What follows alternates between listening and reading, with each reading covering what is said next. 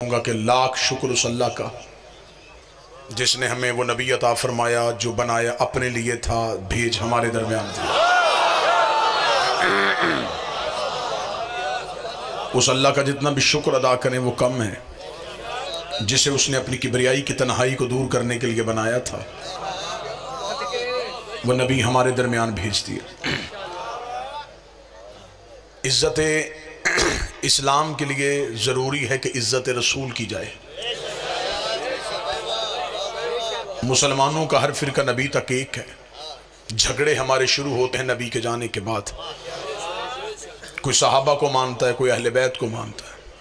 फ़र्क सिर्फ इतना है, जो नबी से प्यार करते हैं उन्हें सहाबी कहते, जिनसे नबी प्यार करता है उन्हें अहले बैत कहते।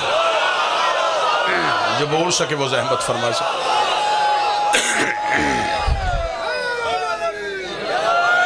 जो रसूल को उठाते रहे उन्हें सहाबी कहते हैं, और जिन्हें खुद पैगंबर उठाते रहे उन्हें अहले बैत कहते हैं। झगड़े हैं नबी के बाद, नबी तक हम सारे एक हैं। और मजहब इस्लाम की इज्जत पोशीदा है रसूल की इज्जत में। जिस बड़े को घर की चार दीवारी में इज्जत ना दी जाए, उसकी बाजार में इज्जत कोई नहीं करता।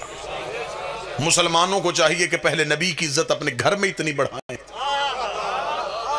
कि गैर मुस्लिम भी नबी की इज्जत को समझे।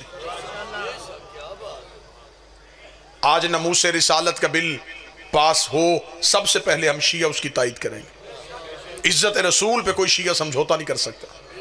नमूसे रिसालत पे हमारी जान भी कुर्बान। लेकिन हमें पहले यह तय करना पड़ेगा कि गुस्ताख रसूल है कौन कौन।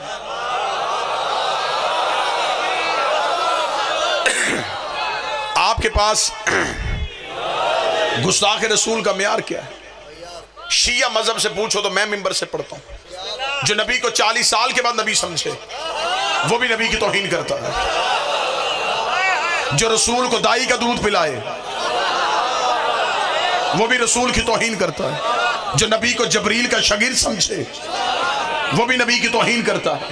हर गुस्ताख रसूल को सजा होनी चाहिए, चाहे वो घर का हो चाहे वो बाहर का हो। इज्जत रिसालत पे कोई समझौता नहीं।